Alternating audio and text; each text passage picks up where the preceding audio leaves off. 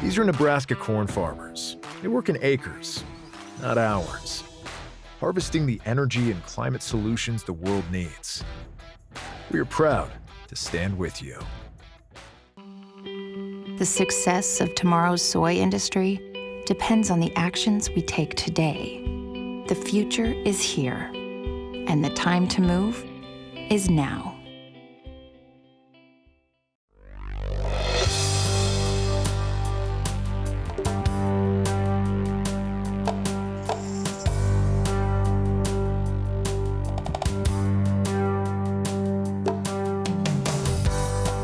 Market Journal, television for agricultural business decisions, is a presentation of the University of Nebraska-Lincoln's Institute of Agriculture and Natural Resources. Promotional support is provided by the Nebraska Farmer Magazine. Partial funding is provided by the Nebraska Soybean Board and the Nebraska Corn Board.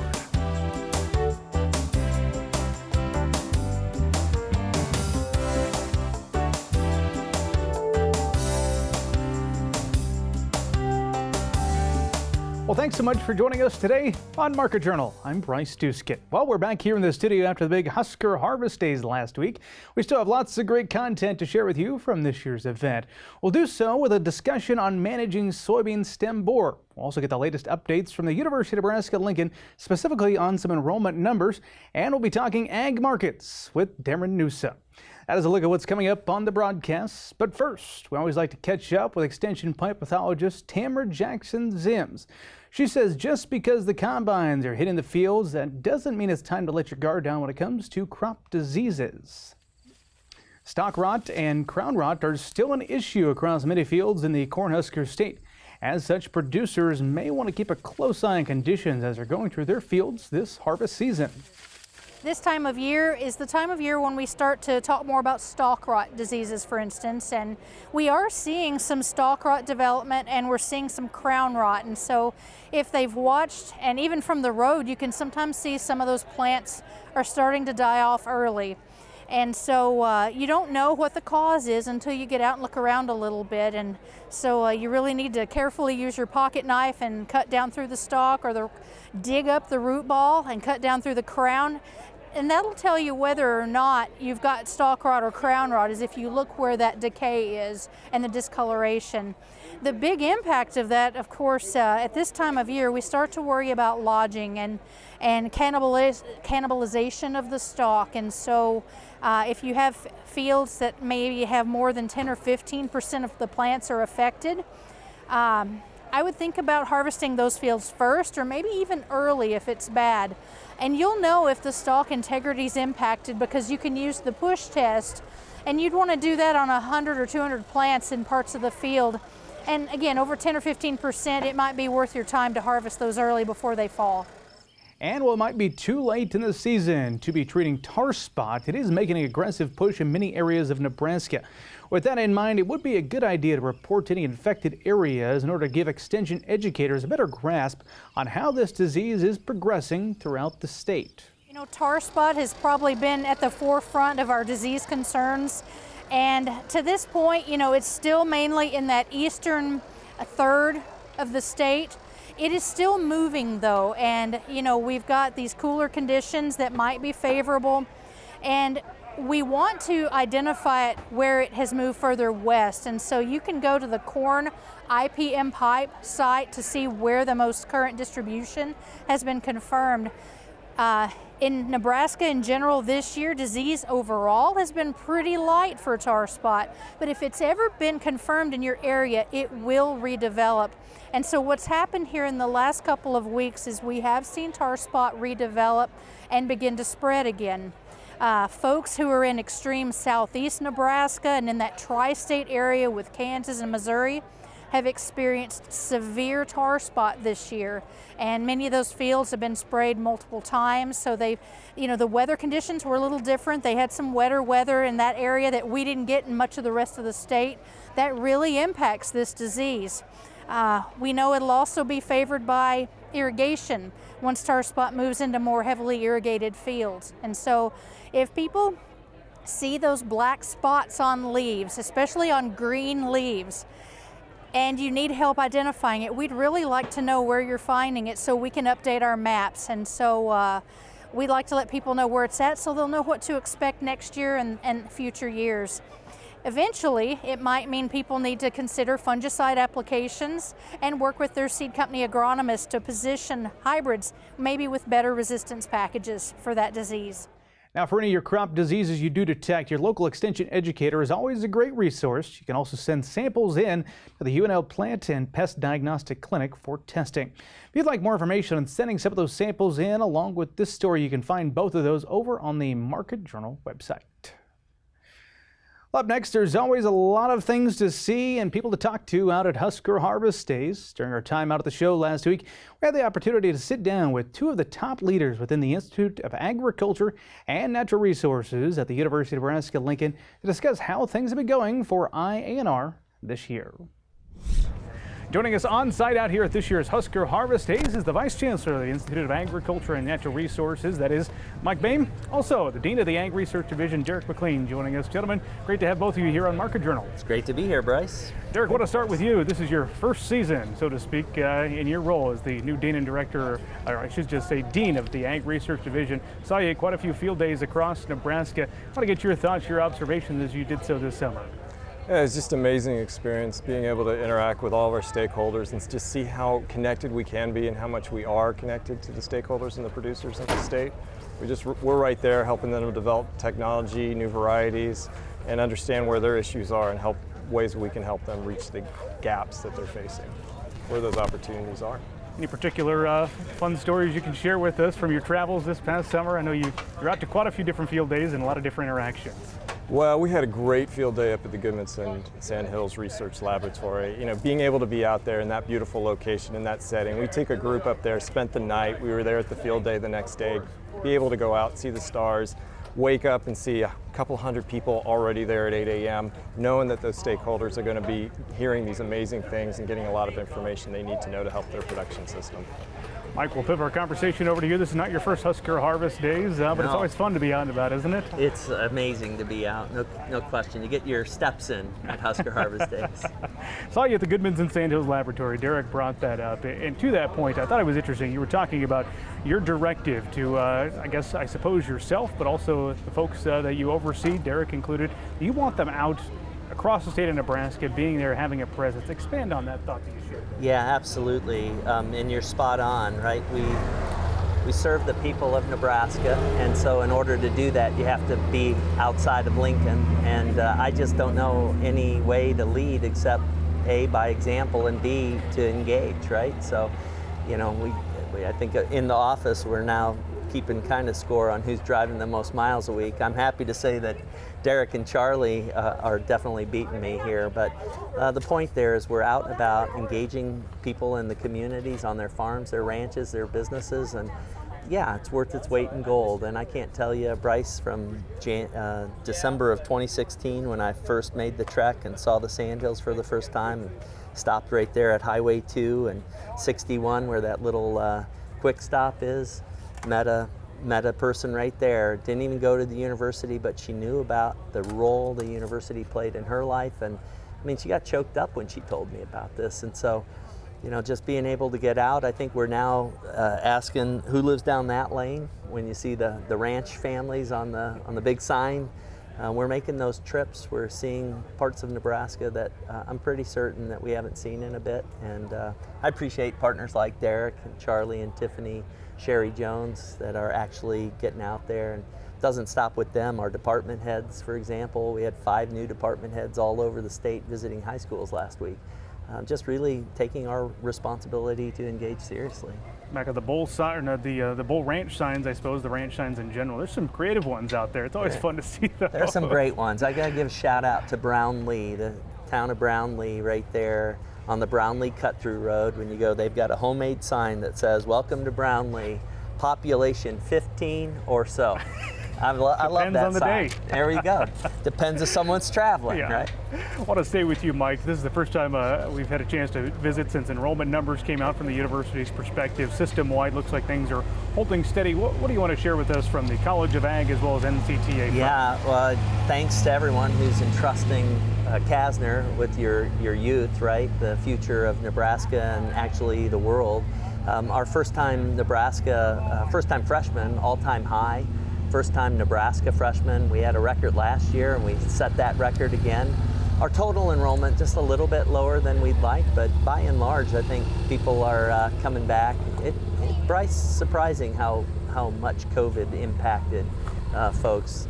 Our global engagement is still down. So, I guess I would say the good news is that we're getting close to our record-setting entry classes and our total enrollment, while our global enrollment is still low. So I expect that will turn around here in the coming months and coming years rather. And so I think we're in a good spot. Kudos to Tiffany Hangmoss, Sue Ellen Pegg, and the whole team there, and Larry Gosen over at NCTA. They're really working hard, and it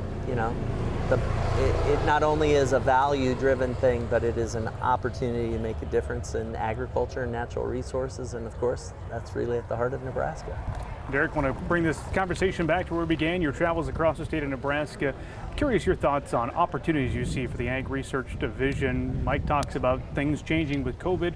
Has COVID reimagined some of the research things happening? Your thoughts on that and the direction where we're headed? Yeah, I think we're seeing this increase in our attendance at our field days. I know there was a dip and there was a challenge there, and I think that's an opportunity for all of us to understand the technology and to see where we're pushing the envelope in precision ag and digital ag and sustainable ag. And we have this great on-farm research network and research group that's working together, and hundreds of partners across the state. I'm seeing more of that. That's going to be growing post-COVID. We want to push that outside of the boundaries of Nebraska while we keep this strong foundation here. So we're excited about all those different directions. We had a great field day at West Central in North Platte. We had a great field day out in Scotts Bluff at our Panhandle Research Station. We're just looking forward to the future and continuing to work with our stakeholders. Thanks again to both Mike and Derek for sitting down with us and taking time out of their busy schedules to join us at Husker Harvest Days.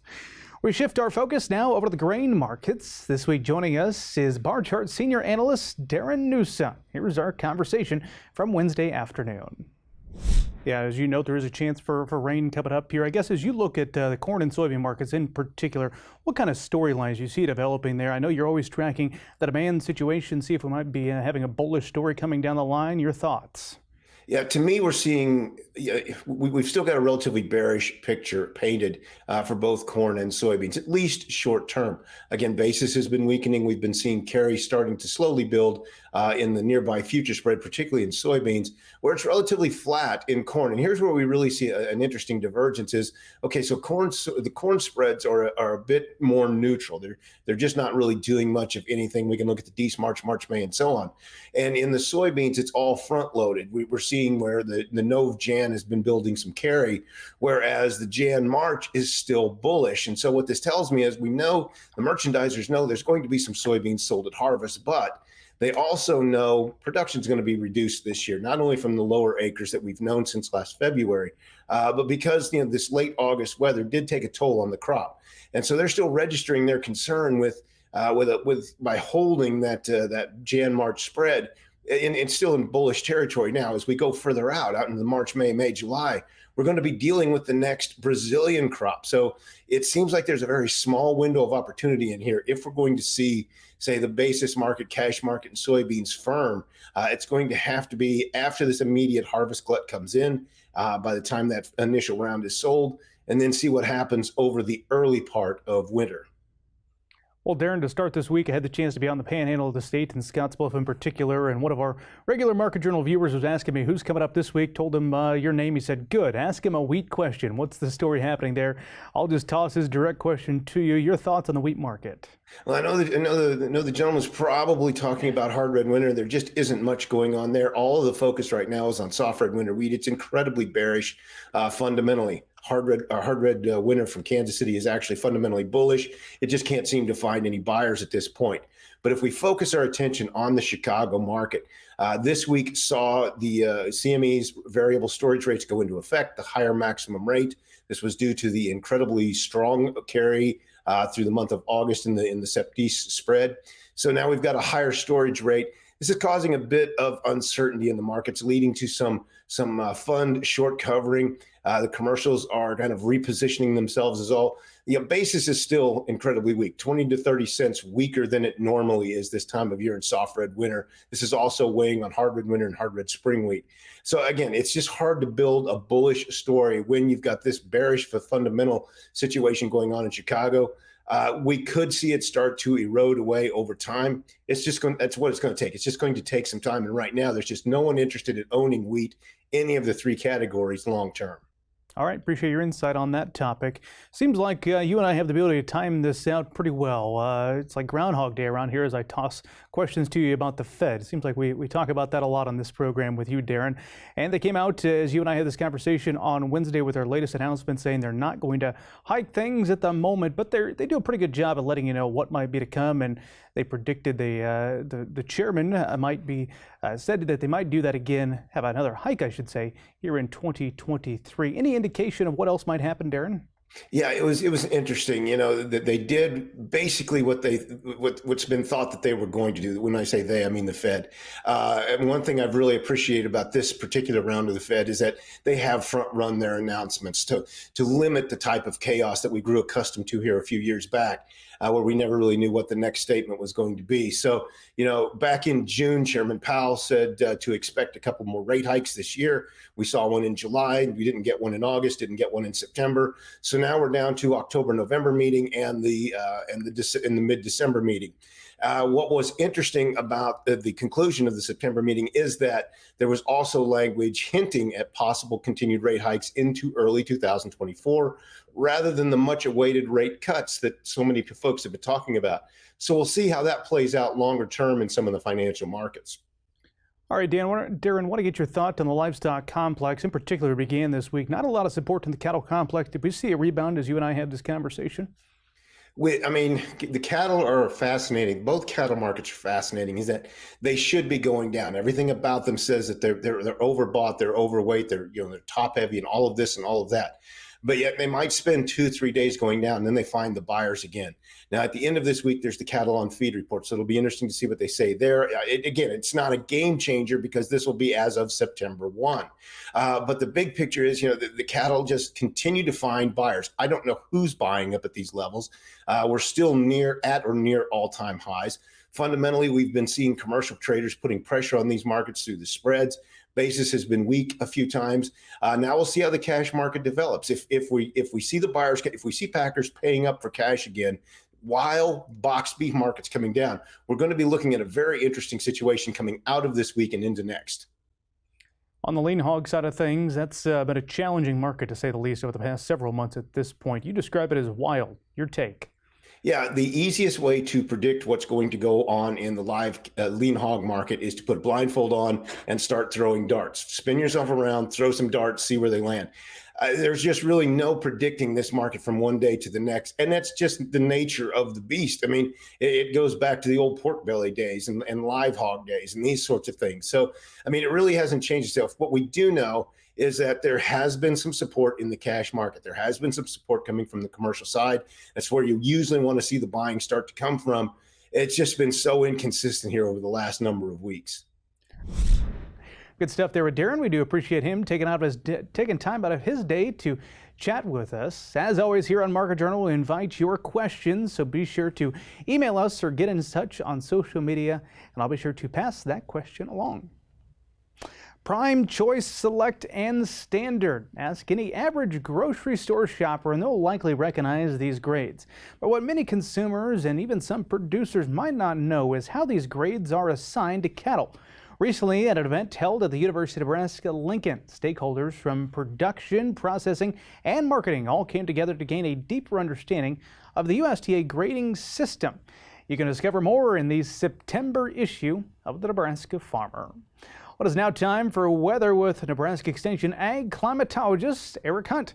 Well, Eric, we're still experiencing some of that summer heat sticking around here in the month of September, but how are things shaping up as we near October.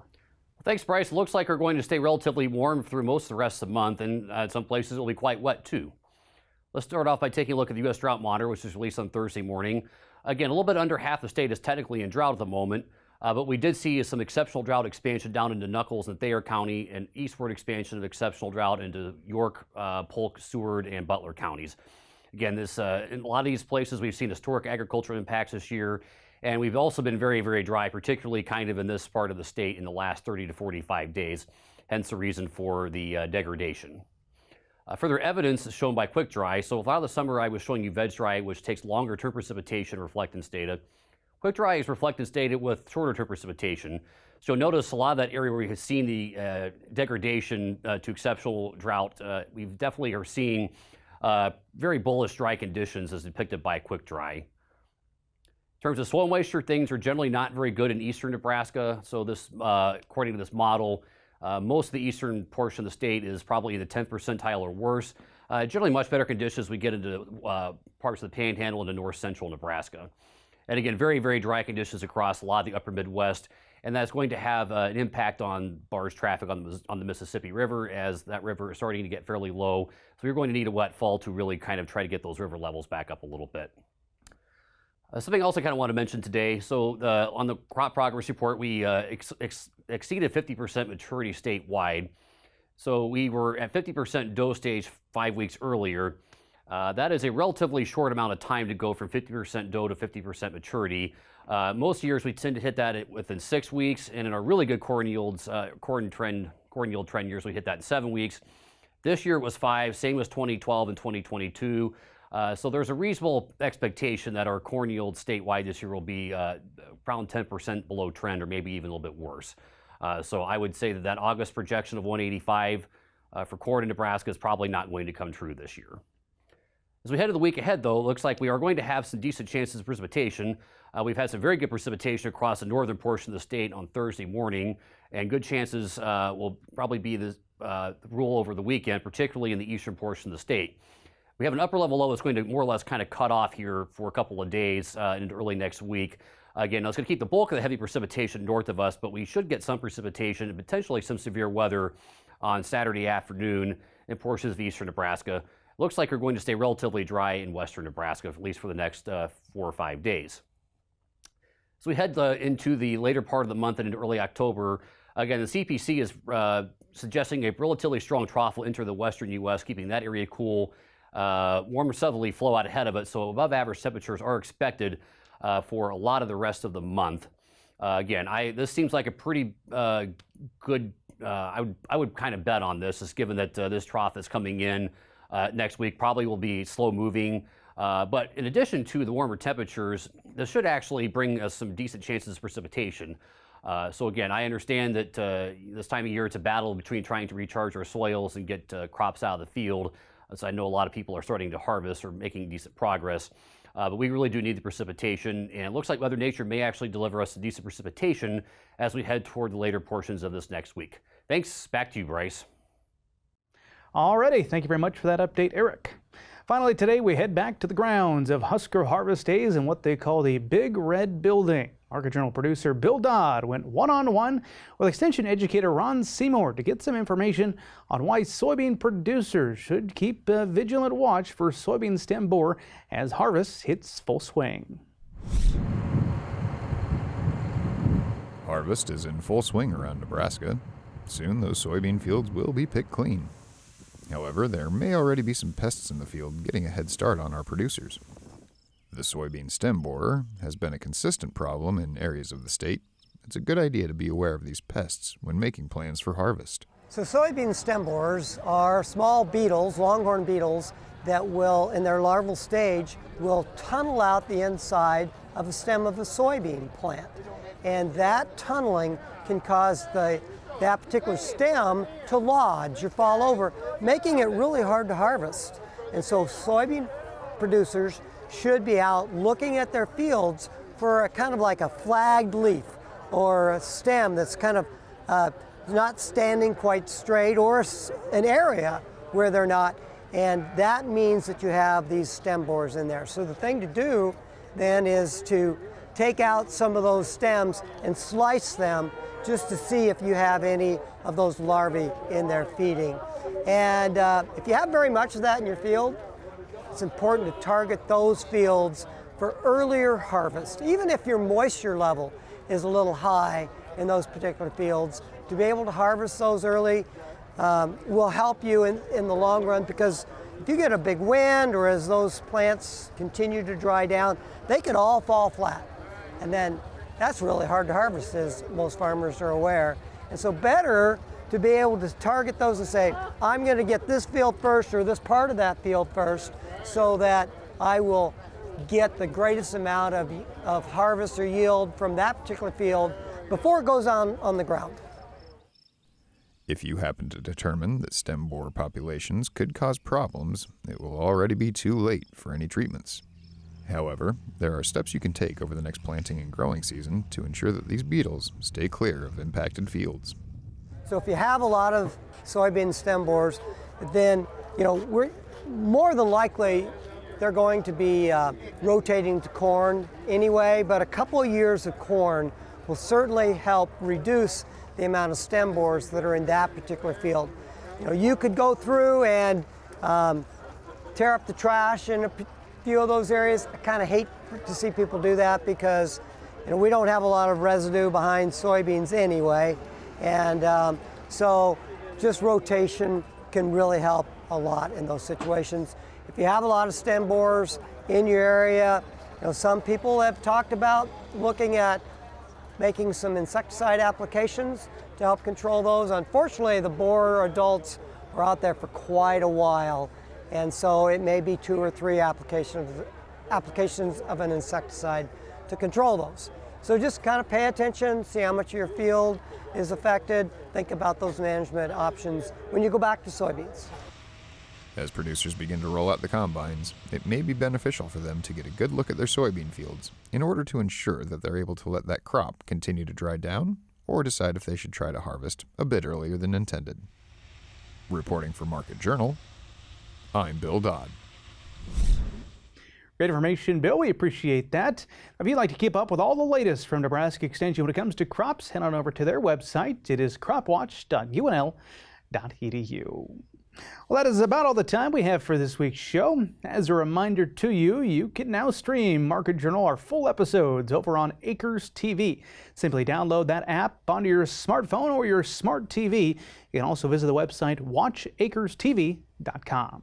From our team here at Market Journal, we hope to see you back here next time. Until then, I'm Bryce Duskett, wishing you a safe and productive week.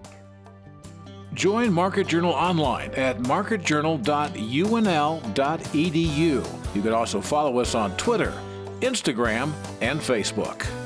Promotional support is provided by the Nebraska Farmer Magazine. Partial funding is provided by the Nebraska Soybean Board and the Nebraska Corn Board. Market Journal is produced by the University of Nebraska-Lincoln's Institute of Agriculture and Natural Resources.